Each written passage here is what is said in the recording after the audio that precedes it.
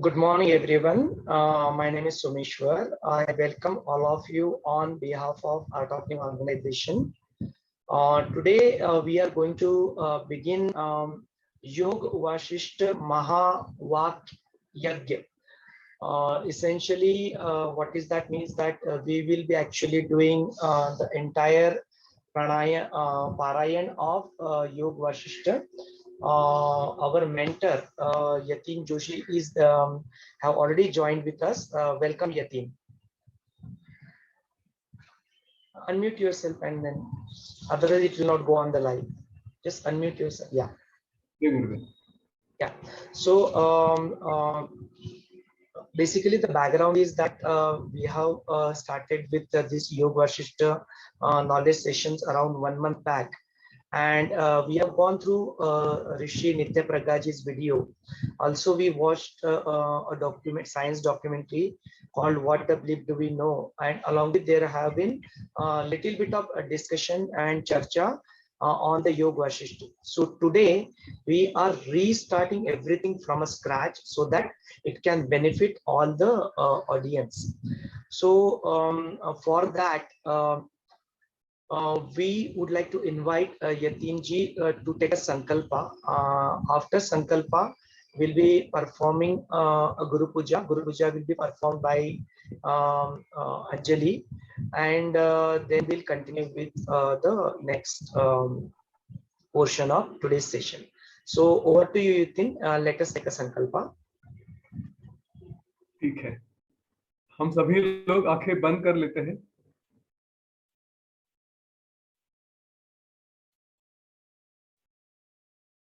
आज से योग वशिष्ठ महावाक यज्ञ शुरू होने जा रहा है। योग वशिष्ठ जैसा ज्ञान इस सृष्टि में, चाहे वो दिखने वाली जीव हो या ना दिखने वाली जीव, सभी के लिए बड़ा भाग्यशाली होता है।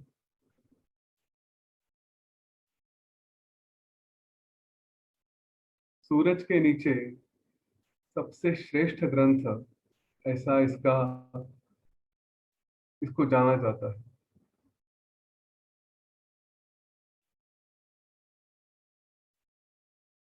हम अपनी तरफ से पूरा प्रयत्न करेंगे कि यह ज्ञान ज्यादा से ज्यादा लोगों तक पहुंचे और हम उसका परिणाम भी अभी देख रहे हैं।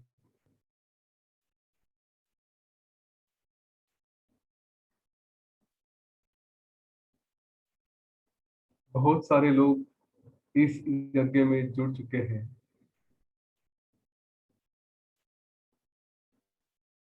यह एक यज्ञ है। अगले कुछ दिनों तक ये चलेगा।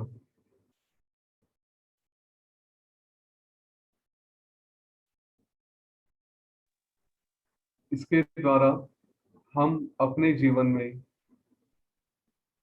और उन सारे जीवों के जीवन में सकारात्मक परिणाम लेकर आएंगे। हमारी तरफ से इस यज्ञ की आहुति, यह हमारा तन मन काया वाचा मनसा इस रूप में ही सहभाग रहेगा।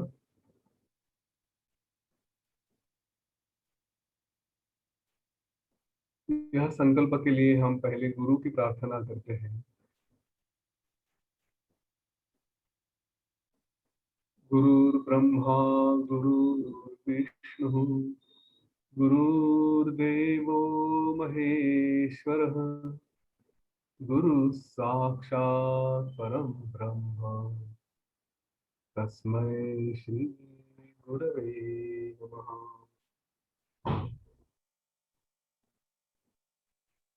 संकल्प हमारा निर्विघ्नता पूर्ण हो जाए, इसलिए हम गुरु की प्रार्थना करते हैं। विघ्नहर्ता श्री गणेश भगवान को भी याद करते हैं।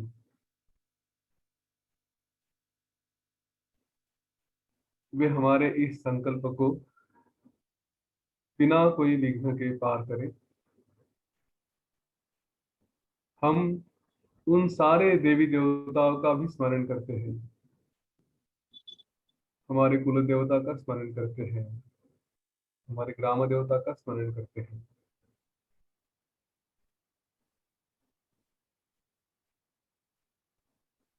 जो हमें यह यज्ञ संपूर्ण करने में सहकार्य करे। हम सारे दिशाओं के देवताओं का भी स्मरण करते हैं, उन्हें प्रणाम करते हैं। हम सारे द्वारपालों का और जो भी सारे योनियों के अलग अलग श्रेष्ठ देवता गण हैं, श्रेष्ठ गण हैं, उन सभी का स्मरण करते हैं कि हमें इस यज्ञ को पूरा करने में सहयोग करें। हम सारी गुरु परंपराओं का, सारे संतों का स्मरण करेंगे। योग वासिष्ठ ये जब हुआ था, तब सृष्टि के सारे चर अचर सभी वहां पे उपस्थित हुए थे। हम उन सारों का स्मरण करते हैं, उन सारों से प्रार्थना करते हैं कि इसमें आए, सहयोग ले, सहभाग ले और इसे निर्विघ्नता पूर्वक पूर्ण करें। हम अपने माता पिता, अपने पूर्वजों का भी स्मरण करते हैं, उनको प्रणाम करते हैं।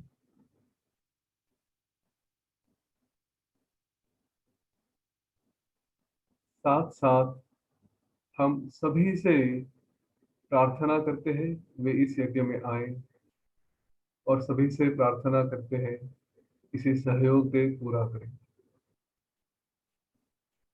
ये यज्ञ है, हम इस यज्ञ में भाग ले रहे हैं, इसके फल भी हमें प्राप्त होंगे। हमारी संस्कृति के अनुसार जो भी फल हमें प्राप्त होते हैं वो हम सभी में बांट देते हैं। तो यह संकल्प भी हम करें कि जो भी हमें इसके फल प्राप्त होंगे, जो भी शुभ फल प्राप्त होंगे, हम सभी को आशीर्वाद के रूप में बांट दें।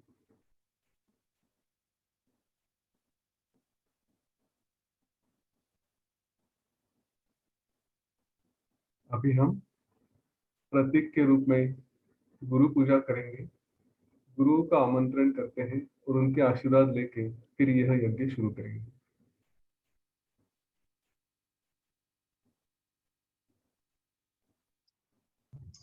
या आंखें बंद रखेंगे, जिनको गुरु पूजा आती है वो चांट कर सकते हैं। बाकी के लोग आंखें बंद करके गुरु पूजा सुनेंगे।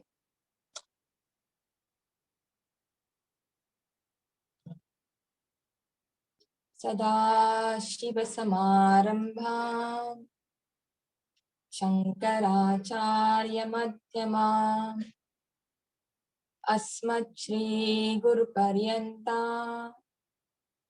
वंदे गुरु परंपरा।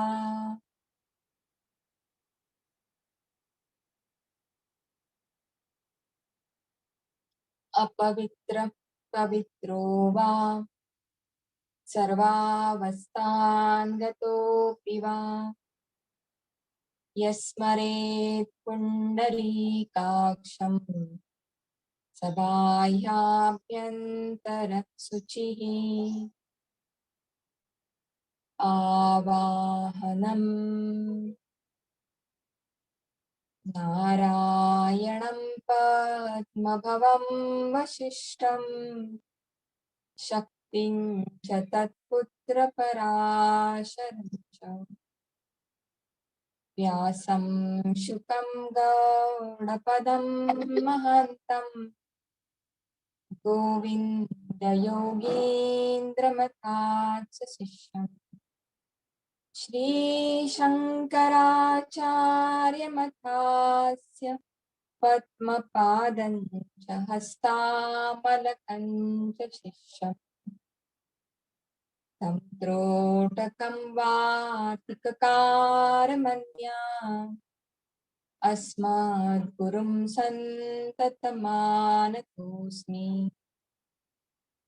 श्रुति स्मृति पुराणानाम् आलयं करुणालयं नमामि भगवत्पादं शङ्करं लोकशङ्करम् शङ्करं शङ्कराचार्यं केशवं बादरायणं सूत्रभाष्यकृतो वन्दे भगवन्तौ पुनः पुनः यद्वारे निखिलानिलिम्पपरिषत् सिद्धिं विधत्ते निशम् श्रीमच्छ्रीलसितं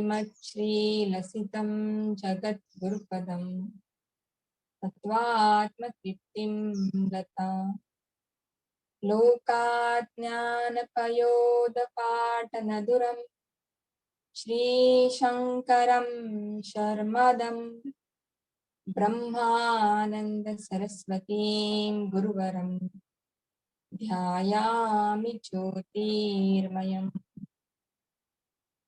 आवाहनं समर्पयामि श्री गुरुचरणकमलेभ्यो नमः। आसनं समर्पयामि श्री गुरुचरणकमलेभ्यो नमः। स्नानं समर्पयामि श्री गुरुचरणकमलेभ्यो नमः। वस्त्रं समर्पयामि श्री गुरुचरणकमलेभ्यो नमः। चन्दनं समर्पयामि श्री गुरुचरणकमलेभ्यो नमः। अक्षतां समर्पयामि श्री गुरुचरणकमलेभ्यो नमः। पुष्पं समर्पयामि श्री गुरुचरणकमलेभ्यो नमः। धूपं समर्पयामि श्री गुरुचरणकमलेभ्यो नमः। दीपं समर्पयामि श्री गुरुचरणकमलेभ्यो नमः। आचमनीयं समर्पयामि श्री गुरुचरणकमलेभ्यो नमः। नैवेद्यं समर्पयामि श्री गुरुचरणकमलेभ्यो नमः।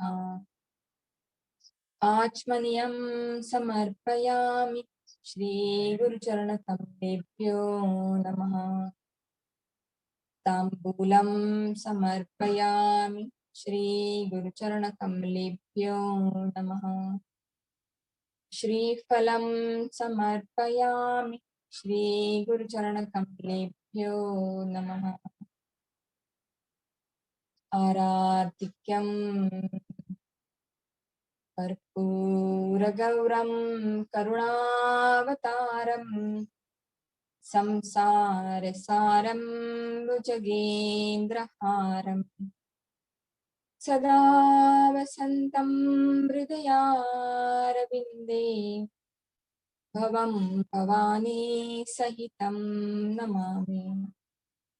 आरार्तिक्यं समर्पयामि श्री गुरुचरणकमलेभ्यो नमः। आचमनीयं समर्पयामि श्री गुरुचरणकमलेभ्यो नमः। पुष्पाञ्जलिं गुरुर्ब्रह्मा गुरुर्विष्णु गुरुर्देवो महेश्वरः गुरुः साक्षात् परं ब्रह्म तस्मै श्री गुरवे नमः। अखण्डमण्डलाकारं व्याप्तं येन चराचरं तत्पदं दर्शितं येन तस्मै श्री गुरवे नमः। श्री ब्रह्मानन्दं परमपदं केवलं ज्ञानमूर्तिं विश्वातीतं गगनसदृशं तत्त्वमस्यादिलक्ष्यम् एकं नित्यं विमलमचलं सर्वधी साक्षिभूतं भावातीतं त्रिगुणसहितं सद्गुरुं तं नमामि। अज्ञानतिमिरान्धस्य ज्ञानाञ्जनशलाकया चक्षुरुन्मीलितं येन तस्मै श्रीगुरवे नमः।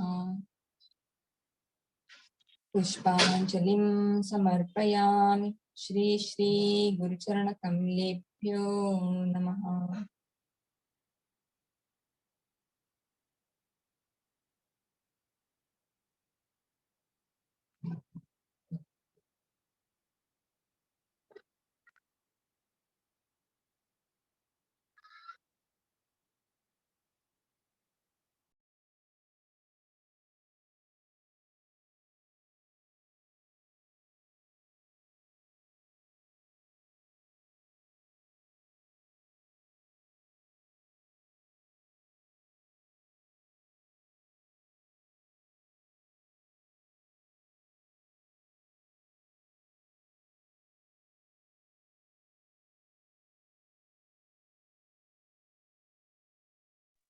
जय गुरुदेव। Jai Gurudev Anjali, thank you so much for that. We'll just quickly sing one Guru Bhajan and then we'll begin. I'll start with introducing Anjali and Yatin to all of us. Gurur Brahma, Gurur Vishnu, Guru Devo Maheshwara, Gurur Sakshat Parabrahma, Tasmai Shri Gurave Namaha. Tasmai Shri Shri Gurave Namaha. Ajohanantaya Nityaya Shuddhaya Ajohanantaya Nityaya Shuddhaya Sachidanandana Guru Om Ajohanantaya Nityaya Shuddhaya Sachidananda Guru Om Guru Om Guru Om Guru Om Guru Om Guru Om Guru Om Guru Om Guru Om Sachidananda Nanda Guru Om Sachidananda Nanda Guru Om Namo Narayanaya Har Har Shashi Shekaraya Namo Narayanaya Har Har Shashi Shekaraya Parabrahma Ananda Guru Om Parabrahma Ananda Guru Om Sachidananda Nanda Guru Sachidananda Nanda Guru Sachidananda Nanda Guru.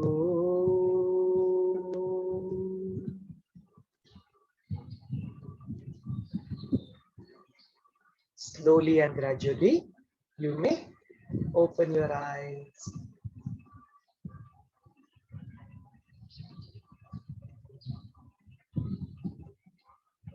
आप सभी का फिर से एक बार स्वागत है. Let me quickly introduce our Guru Puja Pandit. Anjali, please unmute yourself. Anjali is IT professional. She's working with one of the IT organization as a program manager. She's associated with Art of Living since long time. We met in 2006, and she also became Art of Living teacher. So we are working together as a team. Thank you so much, Anjali, and welcome to this Yog Vasishta Maha Vak Yajna. Just say a few words. Thank you so much, sir. So Yatin is, first of all, thank you Yatin for taking this initiative. This has literally, even I have listened with him before, I think one and a half year back. So it is the second time I'm listening Yoga Vasishta. And it's really beautiful knowledge. It helps to grow small things, but then it really helps to increasing our awareness. Yeah, so I think definitely all of us can continue on this path, learn many more things with Yatin. And Sangachatva. Jai Gurudev. Thank you so much, Anjali. So let me quickly introduce our mentor, Yatin. First of all, welcome, Yatin. Just say, yeah, you can unmute yourself. Jai Gurudev. Yeah, so that was our mentor, Yatin Joshi, who has been reading Yoga Vasishta, who has been kind of spreading the knowledge of Yoga Vasishta from quite some time. So as an introduction, Yatin is an engineer. He is also comes from IT background. He used to work with organization called Cisco, and along with Anjali, I also came in contact with him since long time. It was way back in 2006, and since then this journey of working together started along with Yatin. Post as this journey continued. He also came in contact with Gurudev Shri Ravi Shankar ji and Art of Living. He's also one of our very well-known Art of Living teacher, and keeps conducting happiness program and keeps spreading this happiness knowledge to many people. Now he has started his own initiative, and he is also into this technical analysis of the stock market.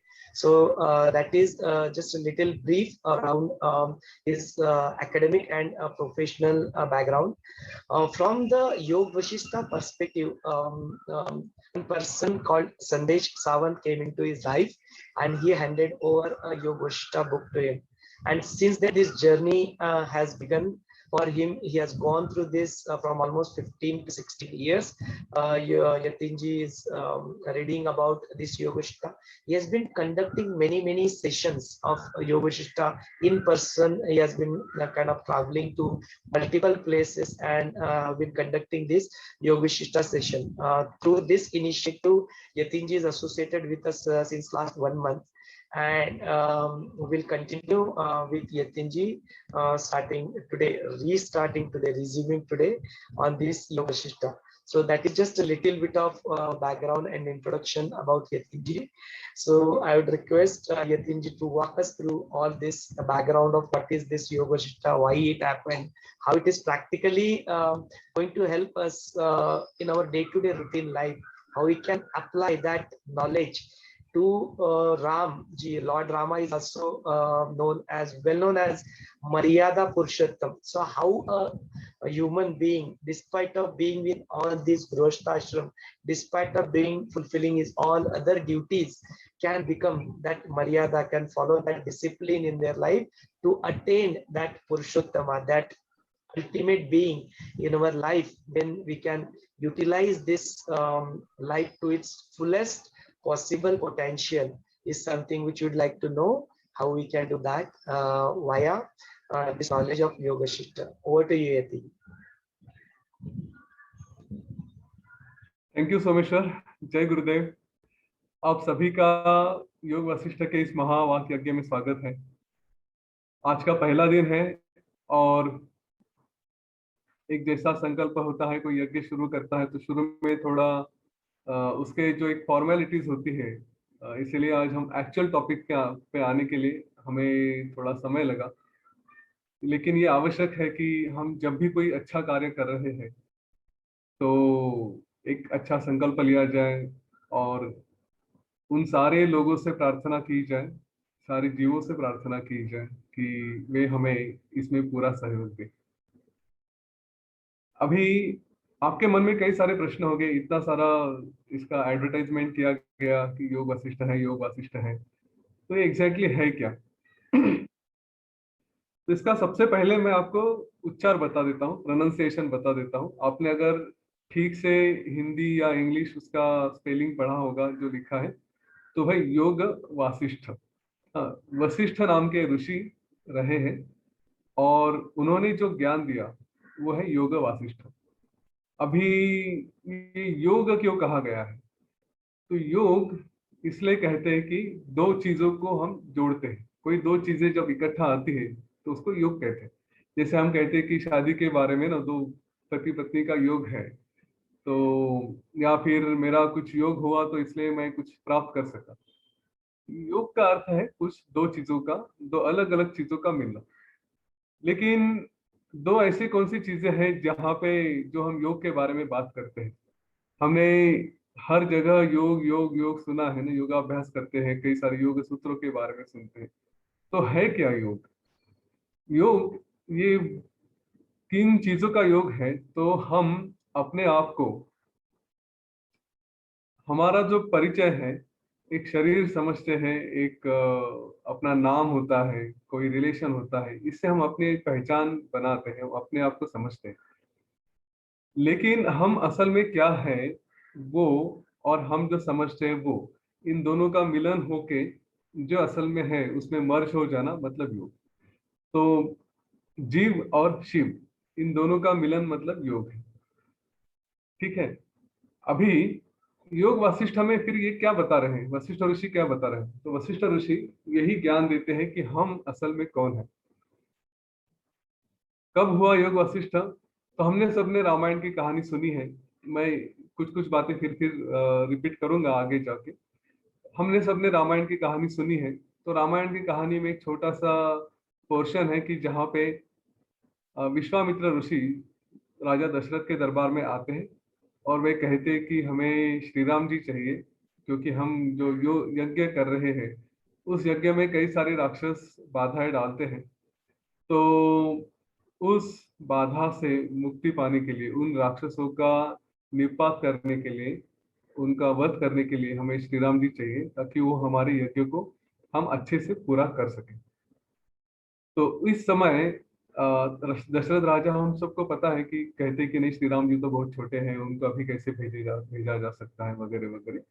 लेकिन फिर मानते हैं और श्री राम जी को फिर बुलाया जाता है कि वे विश्वामित्र ऋषि के साथ जाएं।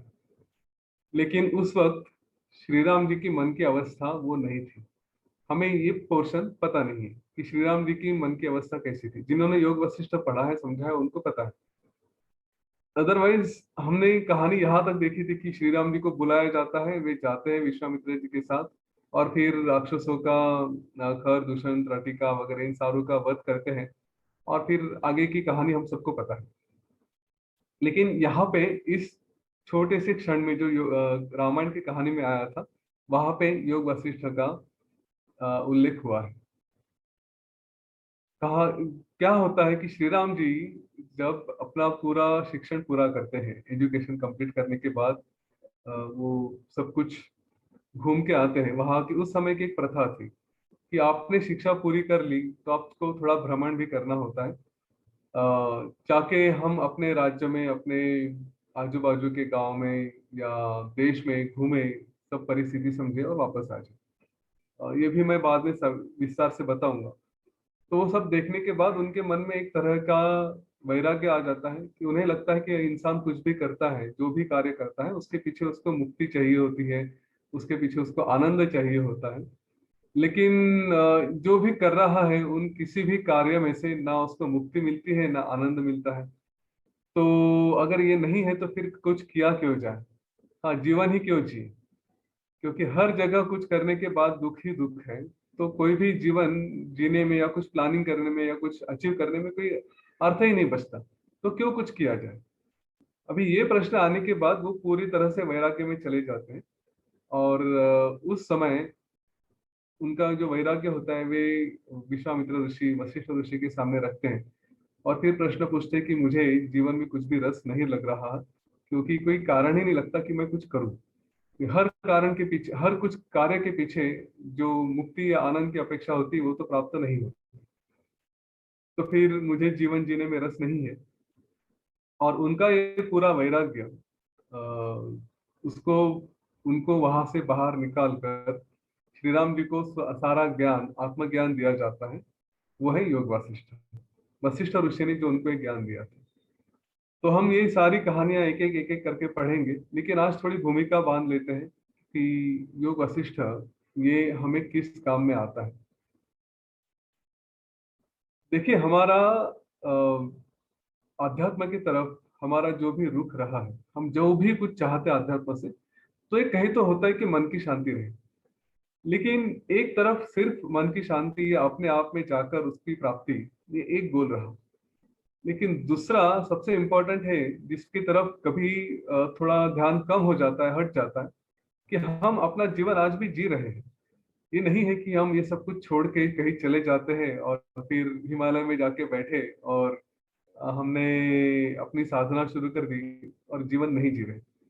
हमारे सारे अध्यात्म शास्त्र हमें जीवन जीकर, यहाँ पे अच्छे कर्म करके, अच्छी अच्छी प्राप्तियां लेके, हमारे जो भी उद्दिष्ट है जीवन के वो प्राप्त करके, उनके साथ साथ वो छोड़ के भी उनके साथ साथ वो भी करेंगे और अंदर में मन की शांति भी रहेगी।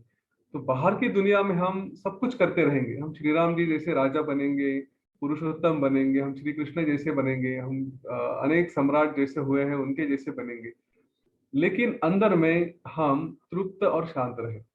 अंदर में ही हमारे मन में हमें वो शांति का और वो मुक्ति का अनुभव रहे कि हाँ, मैंने अपने जीवन में कुछ पाया नहीं पाया उससे मुझे कुछ फर्क नहीं पड़ेगा, मैं अपने आप में शांत हूँ।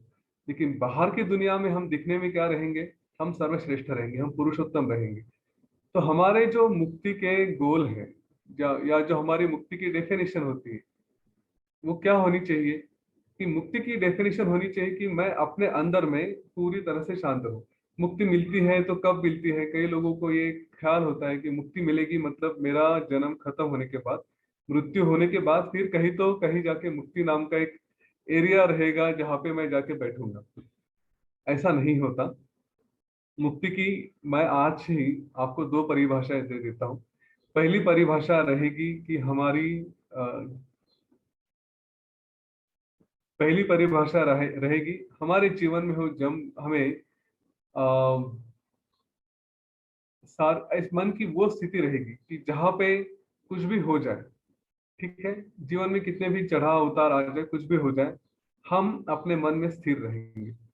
ठीक है, ये एक साधारण सी भाषा दे रहा हूँ। एक्चुअल जो साहित्यिक या इसकी किताबों की भाषा है वो कुछ अलग रहेगी, लेकिन साधारण सी भाषा ये है कि जीवन जीते जीते जो भी कुछ परिस्थितियां आती है, जो आनी ही है क्योंकि हम जीवित हैं अभी, नहीं तो हम स्वर्ग में होते अगर कुछ परिस्थिति नहीं आती। तो जो भी परिस्थितियां आएगी, उस परिस्थिति में हम इतना स्टेबल रहे कि हमें कुछ ना हो, ना शरीर से हो ना मन से हो, हम एकदम स्थिर रहे। और दूसरी परिभाषा ये रहेगी कि हम जब ये जीवन जी रहे हैं तो अपने अपने जीवन में हमने कुछ ना कुछ गोल रखे हैं, कुछ ना कुछ उद्देश्य रखे हैं, कुछ ना कुछ ध्येय रखे हैं। चाहे अगर मैं विद्यार्थी हूँ तो मेरे लिए है कि मैं अपनी जो परीक्षा दे रहा हूँ उस परीक्षा में मुझे सर्वोत्तम यश प्राप्त हो। मेरी परीक्षा चाहे यूपीएससी की हो, चाहे डिफेंस की हो, चाहे आईआईटी की हो, चाहे आईआईएम की हो, जो भी है, ये हमारे प्रैक्टिकल गोल्स होते हैं। इनके सिवा तो हम जीवन नहीं जी सकते और जीना भी नहीं चाहिए। हमें अकर्ता करके नहीं जीवन जीना है, हमें पुरुषोत्तम करके ही जीवन जीना है। तो ये एक जो हमने गोल रखे हैं, मेरा चाहे बिजनेस हो सकता है, मेरा चाहे जॉब में परफॉर्मेंस हो सकता है, मेरे अपने जीवन में कुछ अपने रिलेशनशिप्स हो सकते हैं, इन सारे क्षेत्रों में जहां जहां भी हूँ। अच्छा, एक समय खाली एक ही होता है ऐसा भी नहीं है, हमें एक साथ ये सारे रोल अपने जीने पड़ते हैं। तो इन सारे क्षेत्रों में, इन सारे कार्यों में मैं सर्वश्रेष्ठ रहूं। ठीक है, तो ये बाहर की दुनिया से देखने के लिए मैं एकदम टॉपर स्टूडेंट बनूं, मैं एक अच्छा सा बिजनेसमैन बनूं,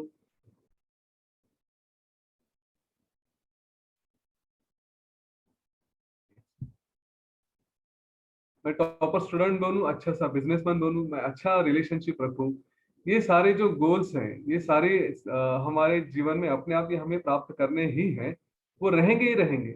उसके पीछे उसके लिए जो भी करना पड़ेगा वो सब करेंगे।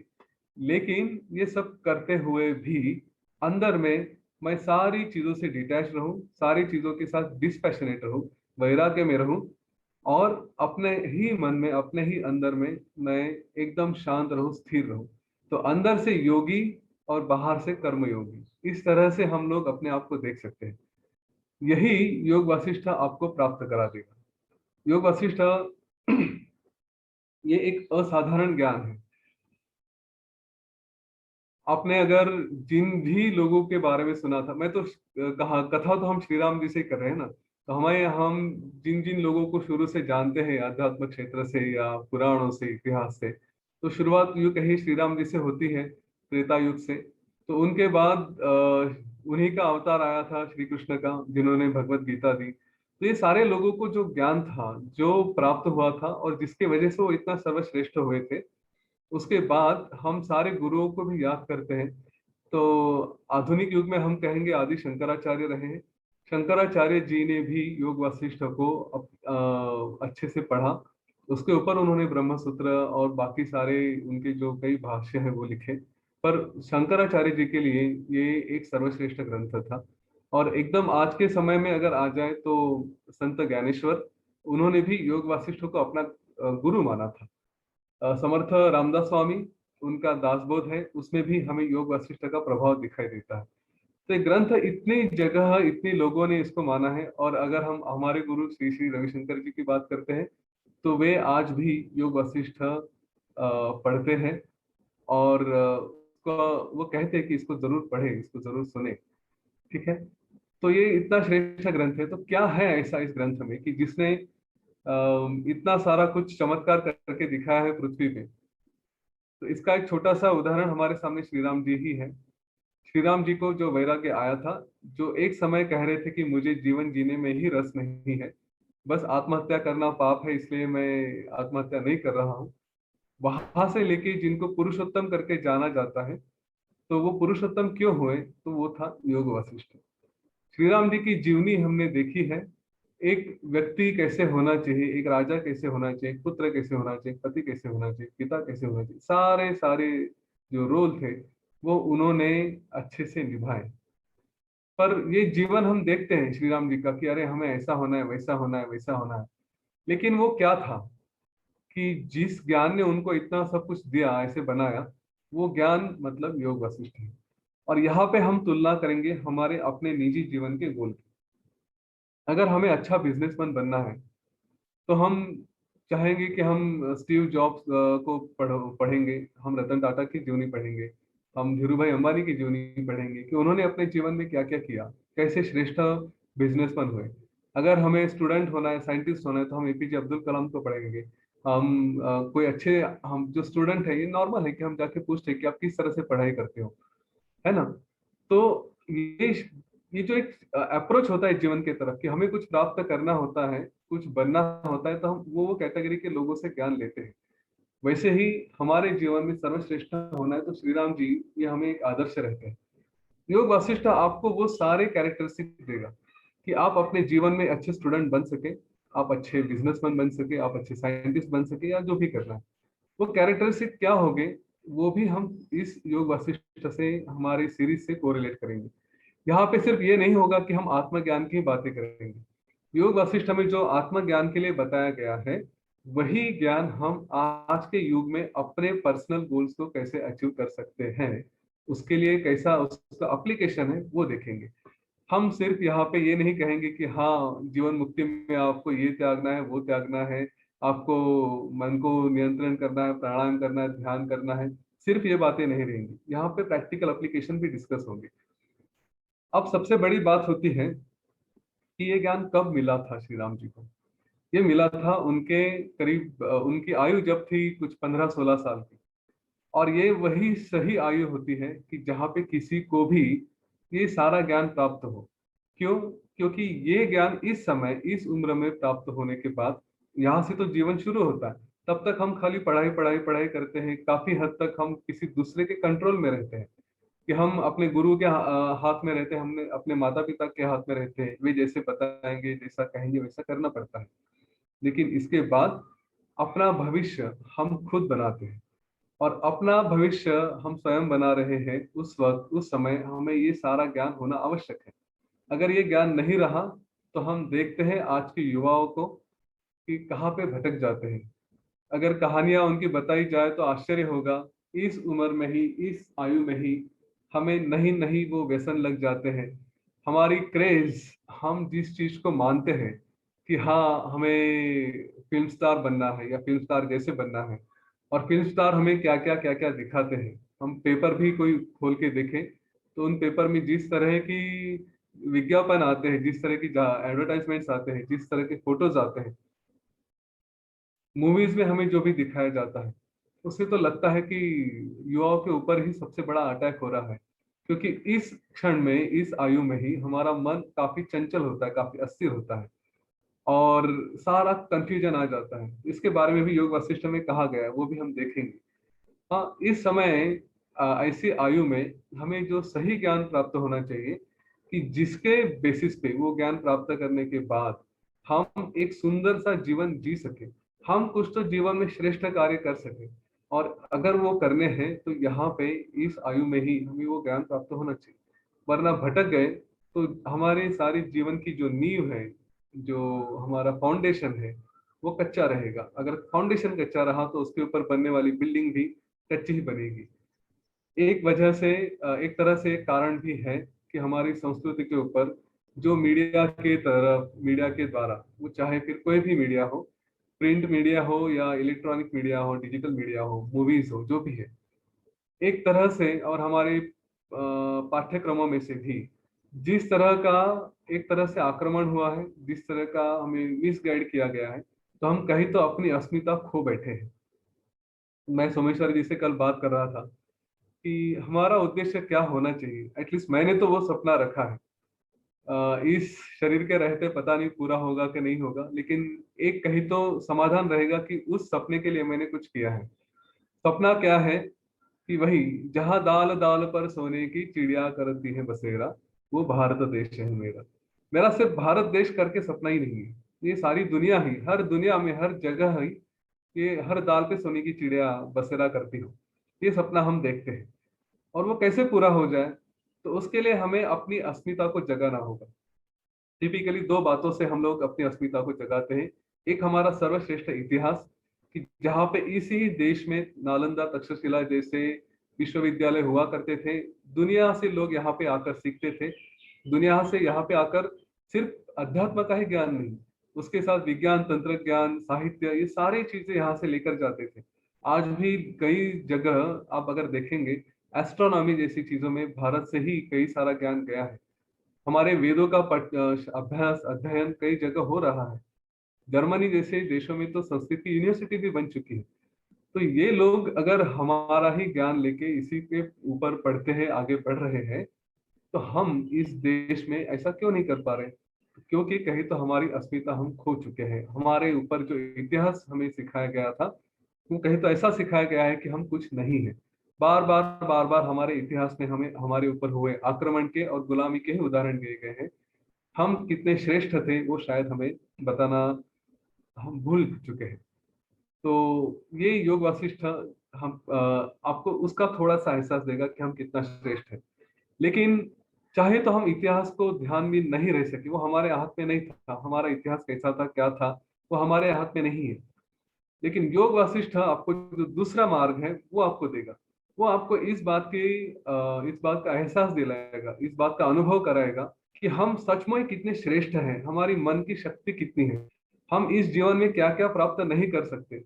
और एक हमें कभी कुछ अचीव करने के लिए एक डर होता है, वो डर हमारे जीवन से पूरा निकल जाए, हम सर्वश्रेष्ठ बन सके। कुछ भी करने के लिए हमें कभी कभी डर लगता है कि अरे मैं अगर ऐसा करूं तो मेरा क्या होगा, मेरे परिवार का क्या होगा। इस तरह के जो डर होते हैं उनसे हमें पूरी तरह से मुक्ति देके निडर बनाएगा, और वो ताकत और विश्वास देगा कि हम अपने जीवन में सचमुच श्रेष्ठ कार्य कर सकते हैं, हम साधारण व्यक्ति नहीं है।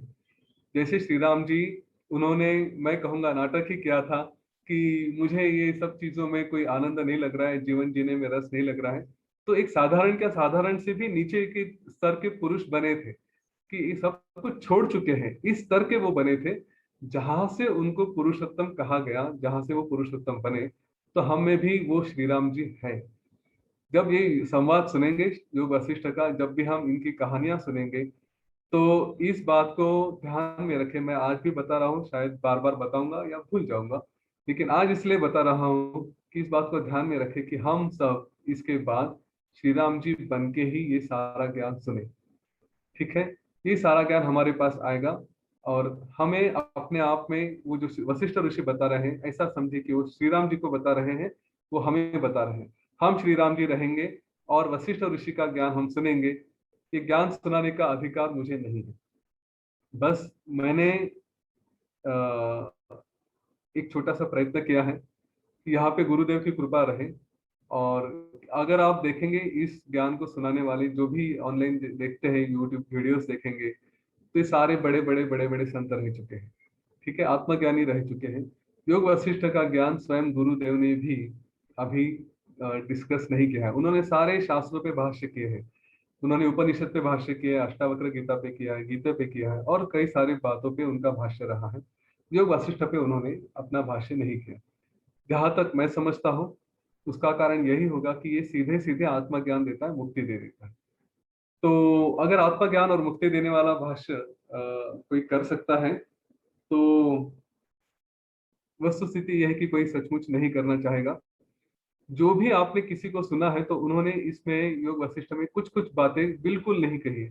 सारे संतों को आप सुनेंगे तो उन्होंने कहानियां बताई, कुछ इधर उधर की बातें बताई, लेकिन कुछ चीजें कोर हैं वो नहीं बताई। और वो इसलिए नहीं बताई कि आत्मज्ञान ये स्वयं प्रयत्नों से ही आता है।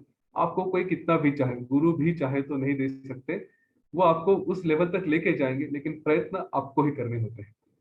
तो इसलिए गुरुदेव ने भी, जहां तक मैं समझता हूँ, इसके बारे में ज्यादा नहीं दिया, क्योंकि गुरुदेव का एक स्वभाव है, वे जब भी कुछ करते हैं ना, तो 100% पूरा दे देते हैं, आधा अधूरा नहीं छोड़ते। ठीक है, तो उन्होंने सुदर्शन क्रिया के माध्यम से हमें मुक्ति का राह, मुक्ति का मार्ग दिखा दिया। योग वशिष्ठ का ज्ञान अगर दे देते तो वो पूरा दे देंगे, लेकिन वो किसी भी गुरु के लिए उचित नहीं होता। और जब भी कभी उनकी कृपा होगी तो वो बताएंगे। लेकिन ये मैं समझता हूँ कि उनकी अभी भी कृपा है कि उन्होंने अपने ही शिष्यों को इतना अधिकार एक तरह से दिया है कि वो जाके भाषण करें, लोगों को योग वशिष्ठ पढ़ने के लिए, हाँ सिर्फ सुनना नहीं है, पढ़ने के लिए प्रेरित करें, ताकि जब हम स्वयं से पढ़ते हैं, जो हमें उससे पढ़ने से प्रेरणा आती है, उससे हमें निश्चित तौर से वो ज्ञान की राह पे हम चलना शुरू करते हैं। मुक्ति तो आएगी, वो ग्रंथ नहीं बताए। तो मैं भी ग्रंथ के बारे में बताऊंगा, उसकी कहानियां बताऊंगा, उसका एप्लीकेशन बताऊंगा, लेकिन मैं ये कभी नहीं कहूंगा कि इसमें वो मुक्ति का द्वार क्या है, मुक्ति एग्जैक्टली कैसे मिल सकती है, ये बताने की शक्ति मुझ में नहीं।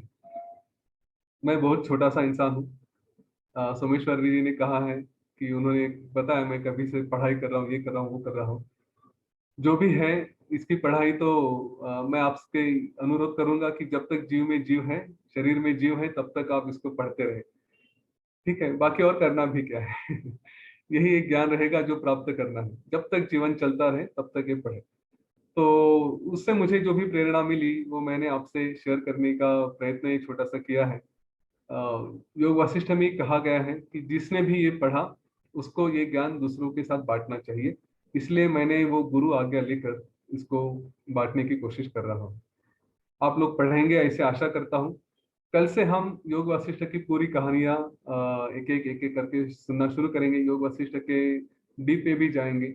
मैं थोड़ा और समय आज लेना चाहूंगा। हम थोड़ी जो फाउंडेशन रखते रखते आ रहे हैं। मेरे जीवन में योग वशिष्ठ कैसे आया, तो इसकी कहानी सोमेश्वर जी ने बताई थी। 2008 में जब मैं अपने जॉब में था, और इस जॉब में जो उसके आईटी के जॉब थे, काफी तान तनाव था, काफी चीजें चल रही थी उस समय जीवन में।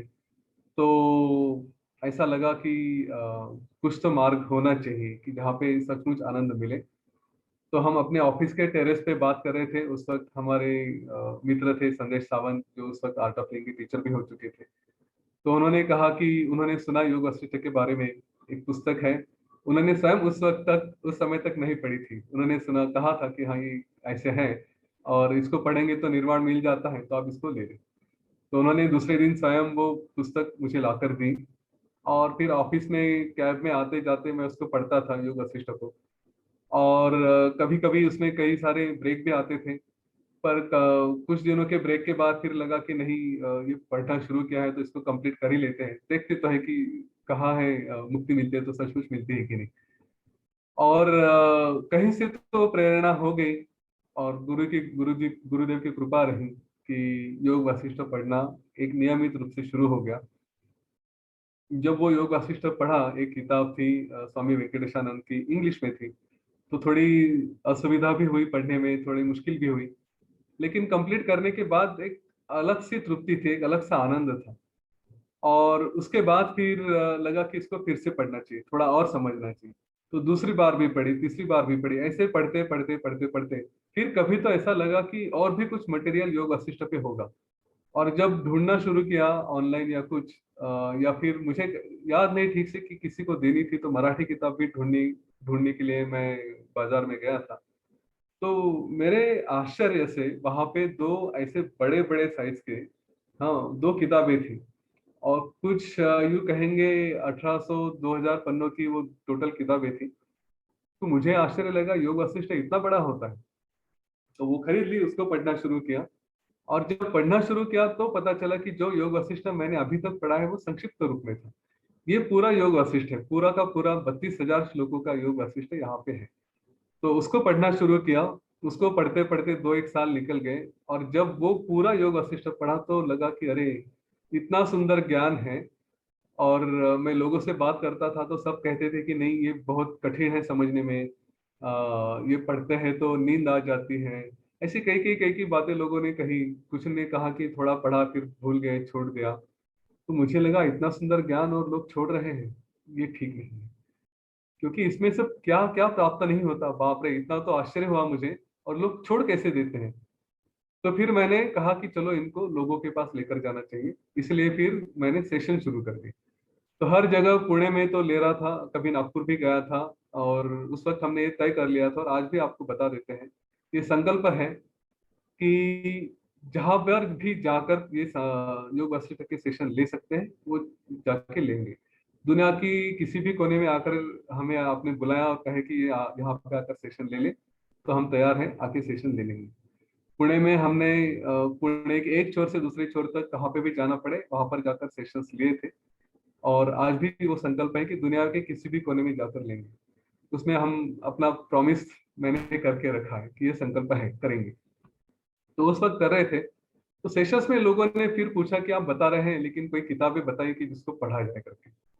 और वहां से फिर वो रिसर्च शुरू हुआ कि मैं फिर से बाजार में गया, जितनी भी योग वशिष्ठ की किताबें थी सारी की सारी खरीद ली और उनका अभ्यास किया, थोड़ा पढ़ा। योग वशिष्ठ में कोई किताबों का अभ्यास करना ऐसा नहीं, क्योंकि सारी जगह ज्ञान सेम है। बस उसकी जो लेंथ होती है, कई कम है कई बड़ी है। तो किताबें कुछ ली और उसके बेसिस पे लोगों को रिकमेंडेशन देना शुरू किया। फिर सेशंस के बाद लगा कि लोग कहते थे हर जगह हम आ नहीं सकते, तो आप ऑनलाइन आ जाइए। फिर ऑनलाइन भी सेशन लिए। फिर कहे कि इतना 3 घंटे का सेशन एक साथ देखना नहीं होता, तो आप उसको छोटे छोटे सेशन में करिए। तो फिर उनको छोटे छोटे सेशंस में 5-5 10 मिनट के सेशन करके यूट्यूब का एक चैनल ही बना दिया, उसमें वो सेशंस अपलोड कर दिए। काफी दिनों से मनीषा थी कि योग वशिष्ठ के सेशन फिर से शुरू हो जाए, लॉकडाउन की वजह से बंद हो चुके थे। तो सोमेश्वर जी एक दिन ऐसे भगवान के जैसे सामने आ गए, रात को 11 बजे फोन करके पूछते कि कल से योग वशिष्ठ शुरू करे करके। देखिए हमारे मित्र ऐसे है ना, हम मित्रों को नहीं बोल सकते। तो उन्होंने रात को 11 बजे फोन किया, कल सुबह 7:30 बजे योग वशिष्ठ का सेशन शुरू करना है। तो कहा चलो हम तैयार है, आ जाते हैं। और दूसरे दिन से 1 महीना पहले ये सेशन शुरू हो गए। सेशन पिछले ये खत्म करते करते ये ध्यान में आया कि लोगों का इंटरेस्ट बहुत है, रुचि बहुत है, और इसको एकदम स्क्रैच से शुरू से लेके पूरा योग वशिष्ठ कवर किया जाए। तो सारा जो अरेंजमेंट था, एडवर्टाइजमेंट और ये जूम सेशन वगैरह, ये सब कुछ सोमेश्वर जी ने सिंगल हैंडेडली ले लिया। और उनकी बड़ी कृपा है मुझ पर कि उन्होंने मुझे यहाँ पे बुला के ये अवसर दिया कि मैं फिर से योग वशिष्ठ के बारे में कह सकूं। मैंने पुणे के एक बड़े श्रेष्ठ संत हैं जो योग वशिष्ठ पे कभी उन्होंने कई बार भाषण किए हैं। उनको सुनने के लिए कई लोग आते हैं और कई संतों के सामने भी वो अपना प्रवचन देते हैं। अलग अलग विषयों पर उनका प्रवचन हो चुका है। योग वशिष्ठ पे है, दास बोध पे है, भगवत गीता पे है, श्रीमद् भागवत पे है, महाभारत पे है, रामायण पे, सब श्रेष्ठ विषय पे उन्होंने भाष्य किया है। उनसे मैं जाके मिला था, उनसे कहा था कि मैं भी योग वशिष्ठ पे भाष्य करता हूँ। तो उन्होंने हंस के कह दिया था कि जरूर करें, लोगों को पता नहीं कितना फायदा होगा, लेकिन जितना आप कहेंगे उतना आपको फायदा होगा। तो मुझे आपके बारे में पता नहीं, लेकिन मैं आशा करता हूँ कि मुझे इसका फायदा होते रहेगा। आपके फायदे के लिए मैं एक धारणा बना के रखा हूँ कि गुरुदेव की कृपा है। मेरा शरीर, मेरी वाचा इतनी श्रेष्ठ नहीं है कि मैं आपको योग वशिष्ठ के बारे में कुछ सुना सकूं। ये बस गुरुदेव की वाचा रहेगी, उनकी ही वाणी रहेगी। उनसे प्रार्थना करूंगा कि वे आए और इस शरीर द्वारा आपके पास उनका ज्ञान पहुंचाए। अगर कुछ गलतियां होती हैं तो एक छोटा बच्चा समझ के माफ कर दीजिए कि इतना श्रेष्ठ ज्ञानी नहीं है। और जो कुछ भी आपको अच्छा लगता है उसका सारा श्रेय आप गुरुदेव को दीजिए, क्योंकि ये वही है जो ये आपके पास पहुंचा रहे हैं। हम आज यहाँ पे विश्राम लेंगे। कल से हम योग वशिष्ठ को शुरू से कहानियों से लेके शुरुआत करते हैं। ये सब शुरू करने से पहले मैंने जो निडरता की बात की थी, तो अपने जॉब में जब मैं कर रहा था ये सब कुछ, तो मुझे ऐसा लगा कि मेरा जीवन ये सिर्फ जॉब करने के लिए नहीं है, मैं कुछ तो और करना चाहिए। और फिर विचार किया तो लगा कि यही ज्ञान है जो मुझे सब लोगों के पास पहुंचाना चाहिए। तो जॉब से ब्रेक लेने की इच्छा हुई, लेकिन हमारे यहाँ एक 45-46 की उम्र में जॉब ब्रेक करना इतना आसान नहीं होता। तो फिर मेरे सामने चैलेंज था कि मैं कुछ अपने प्रोफेशन में भी करूं, कुछ ऐसा करूं कि जिससे समय कम से कम इन्वेस्ट हो और रिटर्न्स अच्छे से आ जाए, सफिशिएंट आ जाए, ताकि ये परमार्थ भी है वो चलता रहे, स्वार्थ भी चलता रहे कि पैसा आता रहे। वैसे तो आवश्यकता नहीं थी, लेकिन करना था, तो मैंने सोचा ठीक है मैं कुछ करूं। उस समय मुझे योग वशिष्ठ का ज्ञान सबसे अच्छा लगा और सबसे काम में आया। क्या करना है इसके लिए, ना मुझे क्या पसंद है क्या ना पसंद है, इसका कोई प्रॉब्लम नहीं था। मुझे बस इतना तय करना था कि जो मुझे जो मेरा कम से कम समय ले और मुझे ठीक से पैसे दे दे। तो इसीलिए मुझे लगा स्टॉक मार्केट का करना चाहिए, क्योंकि उसमें इन्वेस्टमेंट ऑफ टाइम बहुत कम होगी। 1 साल तक मैंने अच्छे से पढ़ाई की, अपना कोर्स शुरू कर दिया।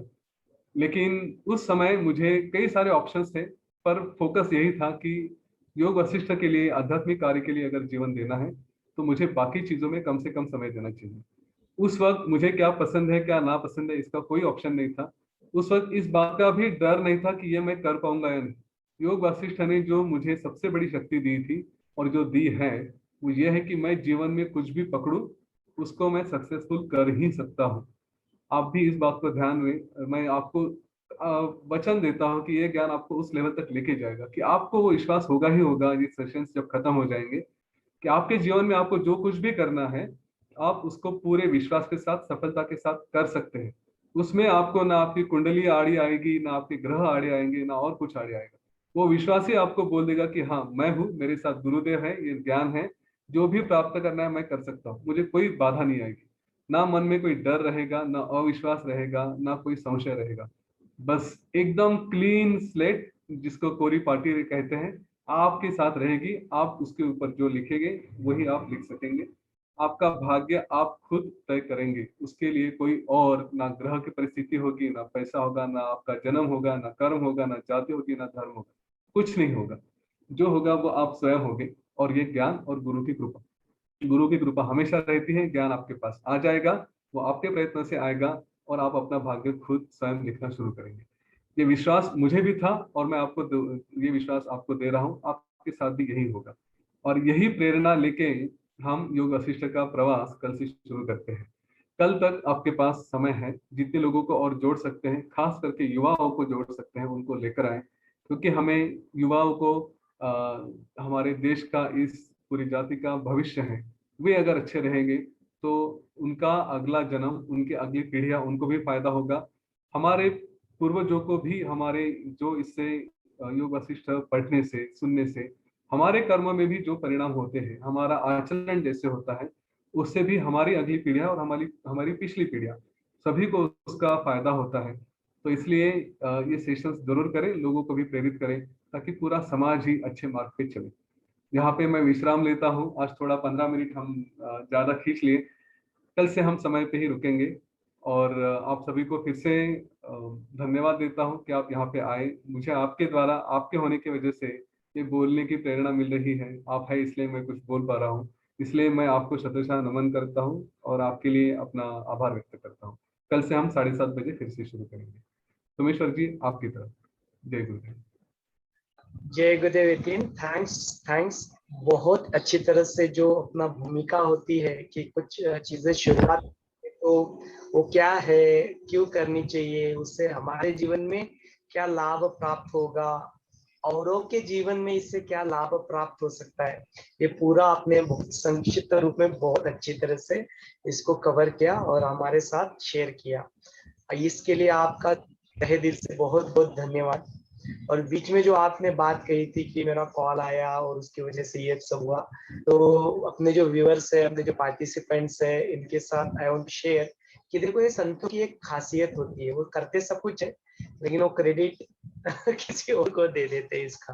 हाँ, तो उसी तरह से अपने साथ भी अपने संत यतीन जी अपने साथ है।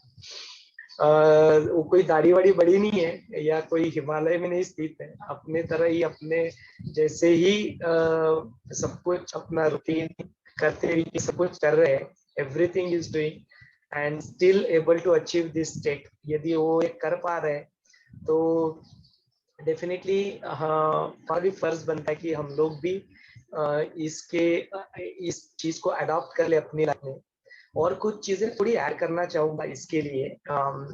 देखो अक्सर क्या होता है ना, अध्यात्म और विज्ञान जो होता है ना, यूथ की बात निकले तो this is particularly for the youth, जो अपने युवाएं हैं उनके लिए स्पेशल संदेश में देना चाहूंगा कि देखो ये ज्ञान जो है ना, इसकी जरूरत ऐसा नहीं है कि जब मैं रिटायरमेंट ले लूंगा 58 ईयर्स हो जाएंगे फिर गृहस्थाश्रम छोड़ के वानप्रस्थाश्रम में निकल जाऊंगा और तब जाके मैं फिर अध्यात्म जुड़ूंगा, तब जाके मैं पूजा करूंगा, तब जाके मैं कुछ ये करूंगा, तब जाके मैं ज्ञान अर्जित करूंगा। देखो बाय दैट टाइम आपका life already, most of the core of your life already बीत चुका होगा। उस वक्त ये ज्ञान मिल भी गया आपको तो क्या करोगे, व्हाट विल यू डू। मैं ऐसा नहीं करता हूँ कि जो सीनियर सिटीजन उन्होंने इसमें नहीं पढ़ना चाहिए, जो अपने सीनियर सिटीजन से उन्होंने इसको सुनना नहीं चाहिए, या ऐसा मैं बिल्कुल यहाँ पे नहीं कह रहा हूँ कि यहाँ पे जो कुछ भी युवा कर सकते हैं वो सीनियर सिटीजन नहीं करते, because age is not the limit here. Age यहाँ पे बिल्कुल बंधन नहीं है।